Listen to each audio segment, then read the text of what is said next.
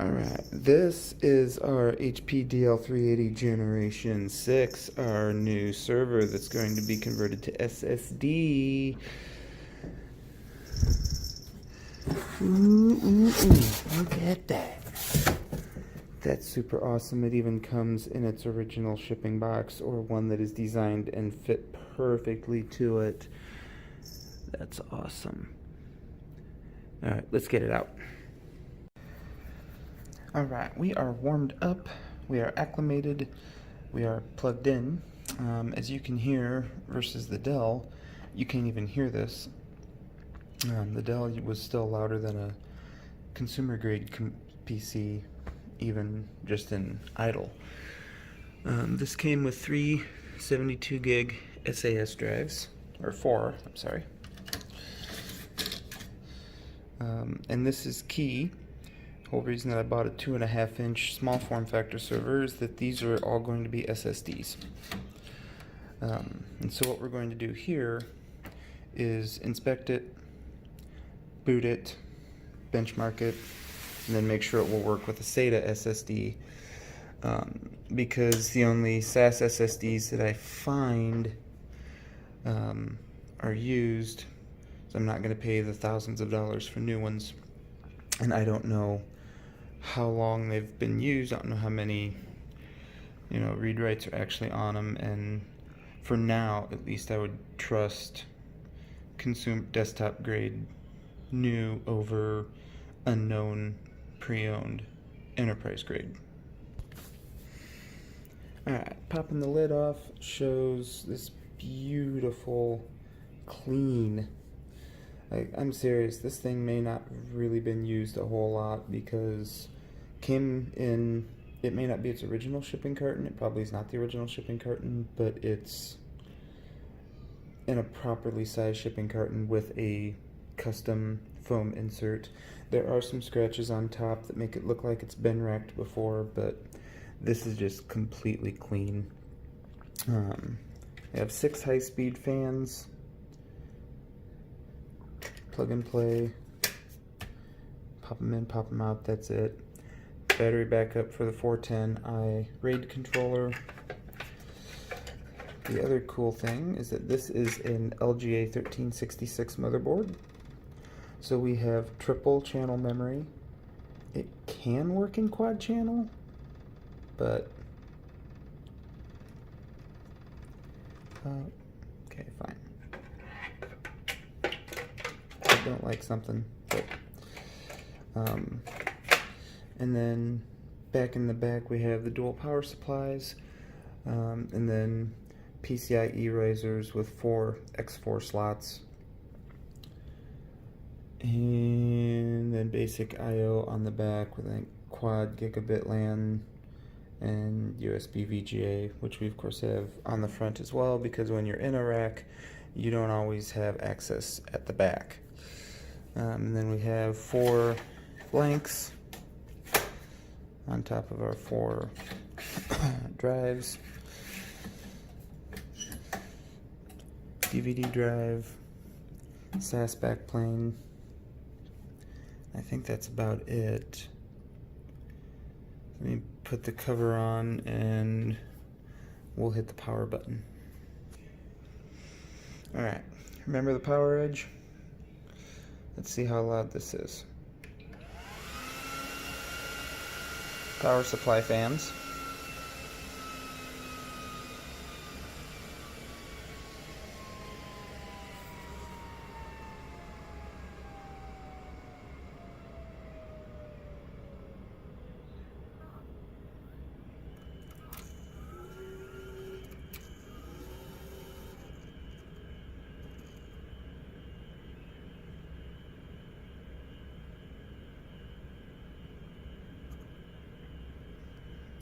Somebody is watching a very annoying video upstairs, but this is when kids are in bed is the only time I have to do this, so I don't really have other options.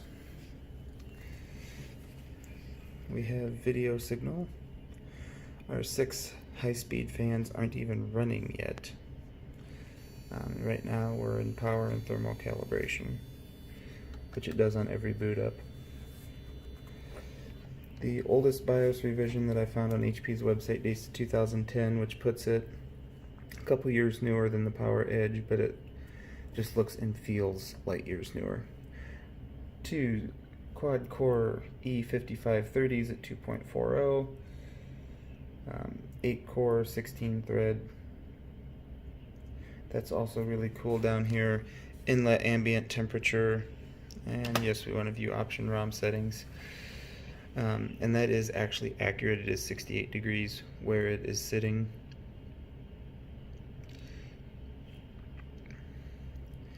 And we have ILO, and then I want to get into the there we go. I want to get into the 410i first before the system's set up, because if I miss it I have to restart and go all the way back through. And it already came now, and from what I've read, if one of these has blank drives in it, it will automatically configure them into a RAID. So I don't know if these were pre-configured as a RAID 5 or if it did it on its own, but it has a 220 gig RAID 5 already set up, and we're not going to mess with it for right now. Double beep means it's all good. And then we've got our various system options. It will attempt to boot from the CD. It will attempt to boot from USB, so you can install a USB operating system. I have Windows 10 on it right now to do benchmarkings. And by the way, that ridiculously fast boot is off of hard drives, not SSD. Now you can hear it grinding and it slows down, but that's still a ridiculously fast boot for mechanical hard drives.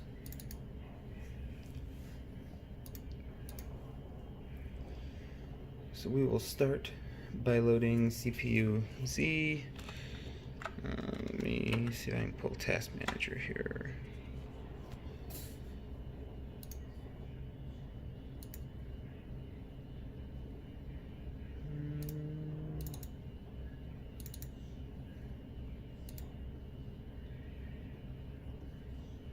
I know there's a way.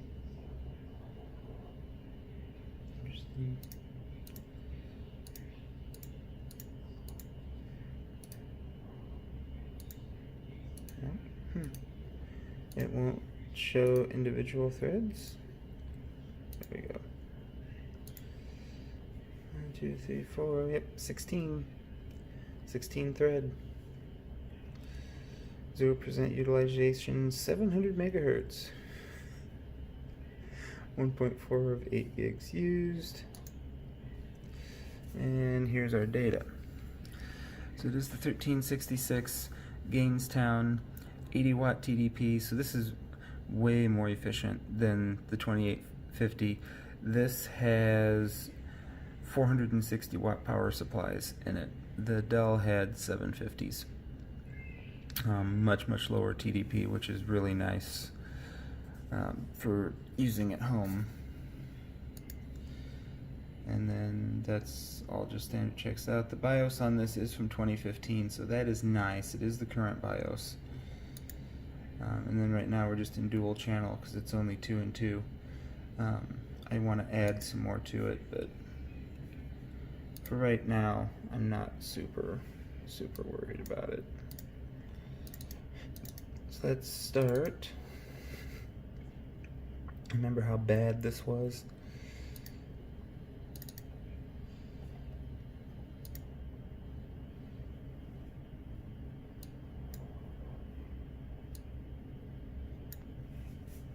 Yeah, it's a little bit better now.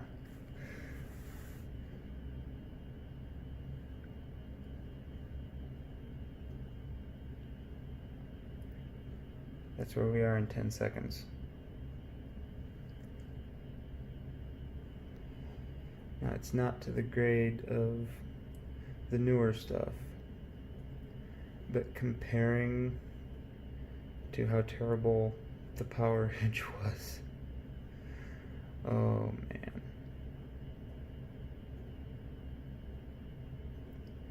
This thing is ballin'.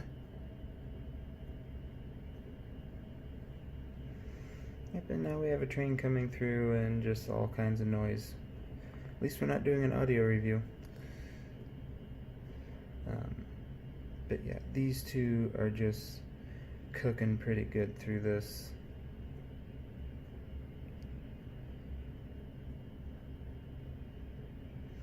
So 20 seconds, 30 seconds. Yeah, this thing is just really chewing through this like it's nothing. And we're done. Just like that, we're done. That came in at 505,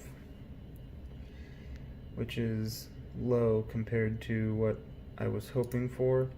That still puts it behind the i5 4570 and well behind my 4770K, but this will just be pushing files out over the network. It's not going to be running Active Directory. It's not going to be doing any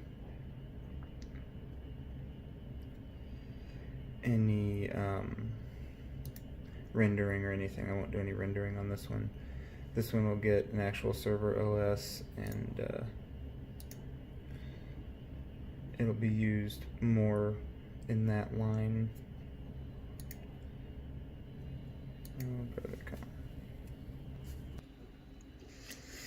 Alright, 4846.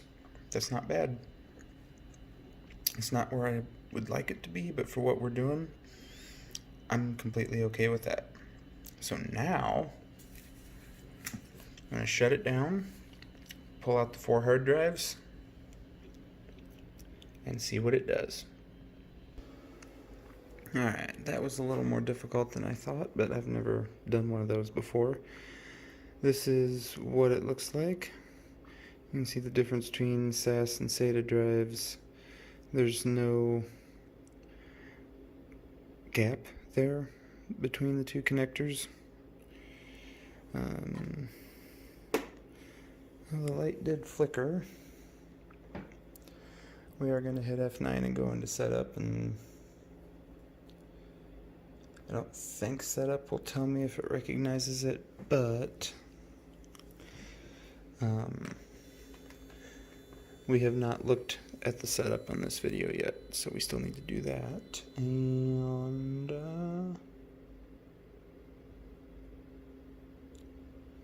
I don't think it'll spin it up this early yet.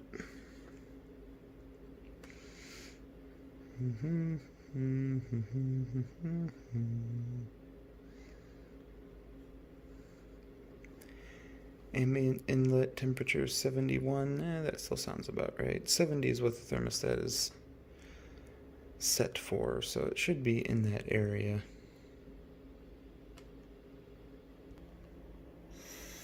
Now we have power. That's a good sign. Alright. So very basic. But yeah. Boot block, January 22nd, 2010. So I would assume that's close to the manufacturer date. Backup versions from 2011, and then the current BIOS is from 2015. So I would guess that this is a 2010 system. There's not really a whole lot in here. You can network boot from NIC 1. Advanced memory protection. There's not really a whole lot in here. USB 2.0 controller.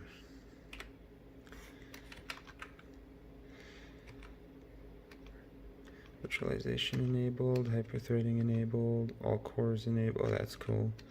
Turbo boost enabled. Yep, everything's turned on. Other than that, there's really just not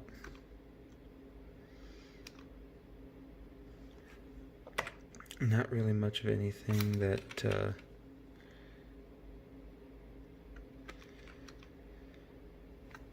is going to affect what we're doing. So let's see if it recognizes. I still have a USB plugged in. I do have a USB plugged in. I'll take the USB out. So first thing I'm going to do is just let it complete a boot cycle. This drive has Windows 10 on it. I would be shocked if it boots up, but I've seen, that one I had came out of an AMD build and went onto a Intel build and no crashes or problems, so maybe. If it does, I need to pull the license key off of it because I forgot before I tore the computer down. And I could put it back together. It'd just be less convenient than getting it out of here.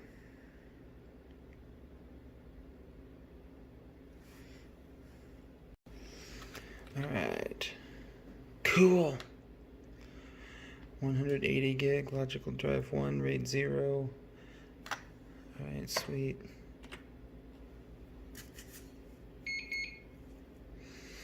I've gone through and cleaned up my hoard. I did have about 7 terabytes worth of data, most of it completely 95% useless or recoverable, just needing to be regenerated. I've got it down to under 2 terabytes, which means that I can either buy 2 1 terabyte SSDs at 100 apiece, a single 2 terabyte SSD at 200, or a 4 terabyte at around 400. Cost is about the same, it's just how much I can afford to put on it at one time and get this thing going, like actually in production. I still have to build the rack in the basement too, but that's just tedious and time consuming. It's not really difficult, it just takes time. And time with 3 children that want to constantly get into trouble is not easy. If I can get time to cut the 2x4s, and then it's easier to be down in the basement putting it together. It's supposed to be a high of 39 tomorrow, so that will be on the wish list for tomorrow. And it's trying.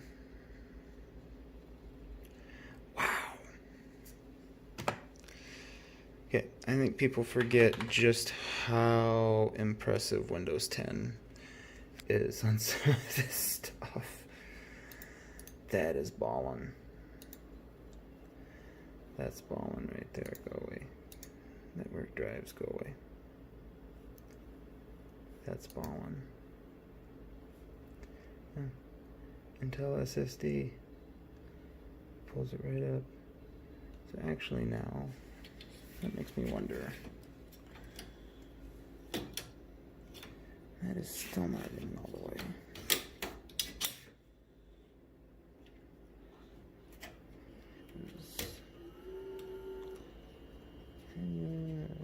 Sure, I don't think you are. Let me see. Let me see something. Okay. So it is fully functional. It does show Proliant 380G6, 2.4, 5532 installed,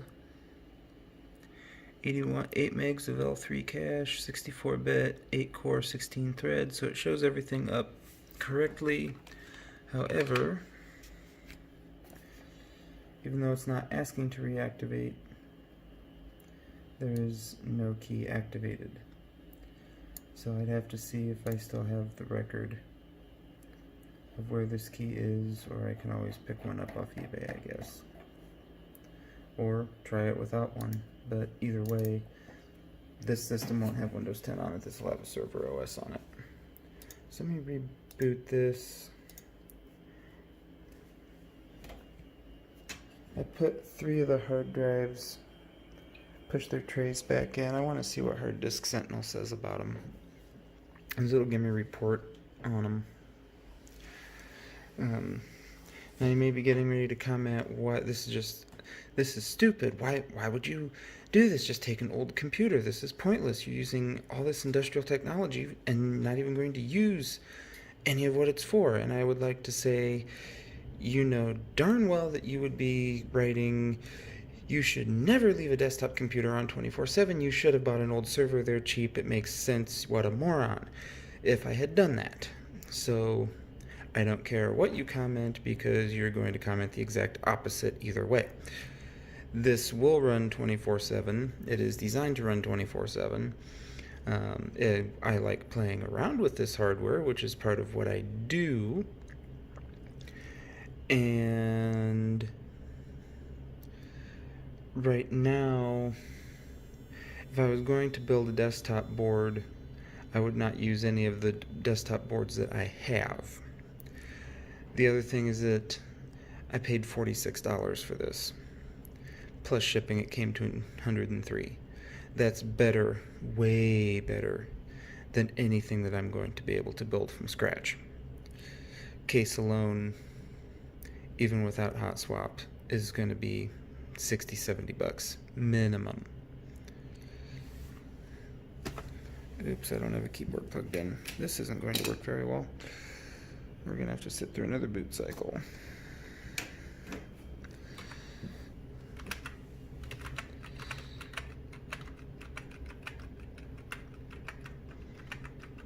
Yeah, we're going to have to sit through another boot cycle. Well, crap. In case you were wondering what these are down here, Sea of Sensors, Smart Array Advanced Pack, ILO2 Advanced Pack, Dynamic Power Capping, and Power Regulator.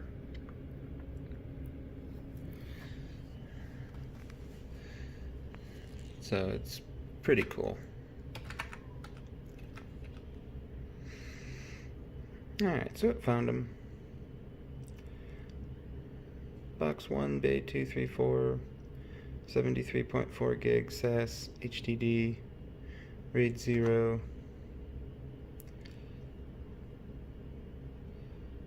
Electrical drive, the total data size of 220 and 0 volt time. That makes me wonder.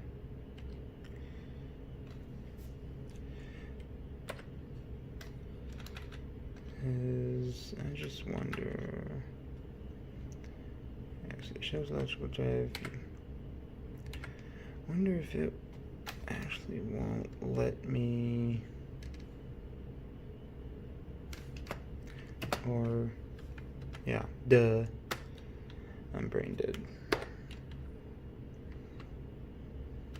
That's why.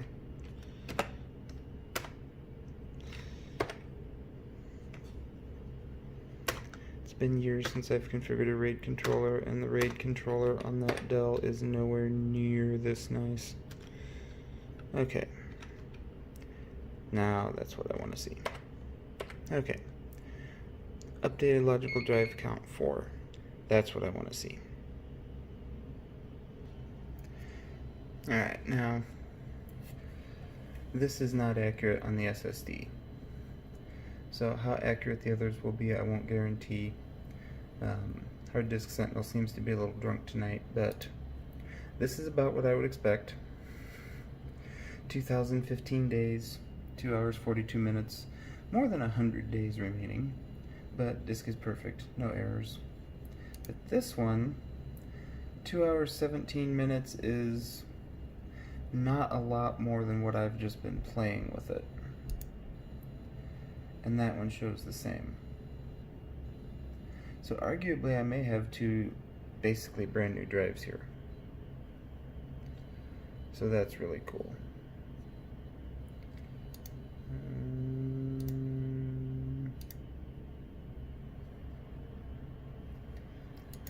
Did I have Crystal Disk? I do have Crystal Disk on here. No, Crystal Disk has to have it formatted. I'm not going to go to that. I'm not going to bother formatting it. Let's just do a read test real quick. These are 10K drives.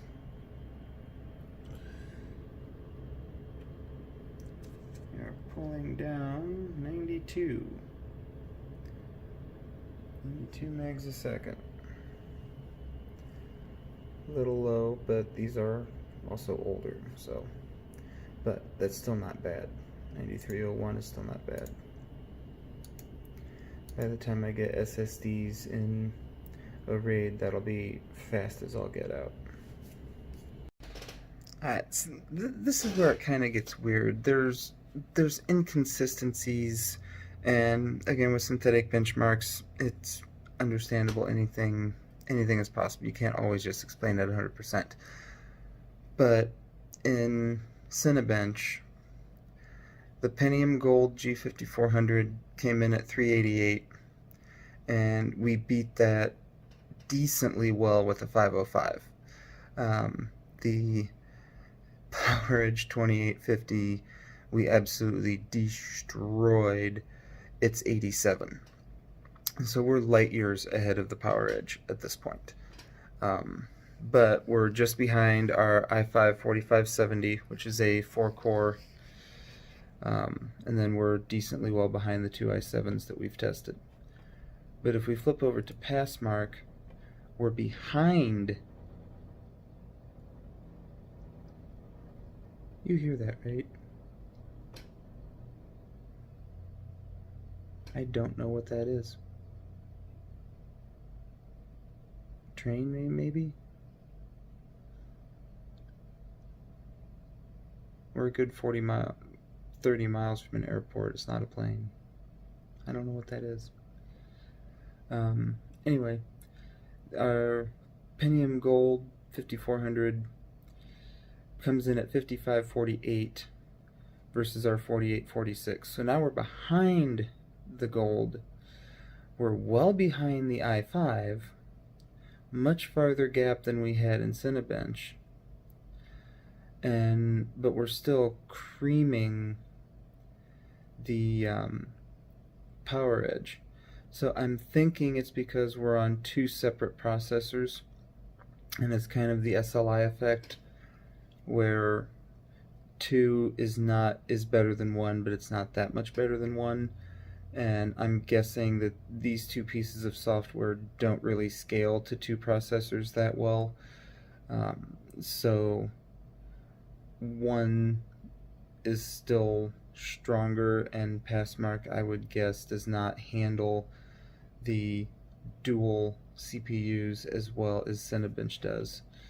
That's the only thing that I can think of, because otherwise we should be ahead of that dual core 4-thread Pentium Gold 5400. Like, there's absolutely no way that we should be getting killed that bad by a single dual core processor, even though it is 6 years, 7 years newer, 8 years newer, however new it ends up being. So it's still just kind of weird. But the main thing, all that matters right now, because I'm not trying to beat Silver Lake, I'm working on another computer that'll beat Silver Lake, probably just as bad as we beat the PowerEdge.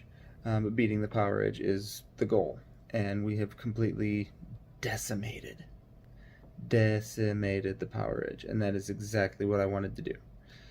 So thank you for watching. We'll have some more playing around with this. I'm going to try to pick up some more RAM for it, which is always a little bit of a guessing game when you're buying server memory. So thank you for watching. We'll see you next time.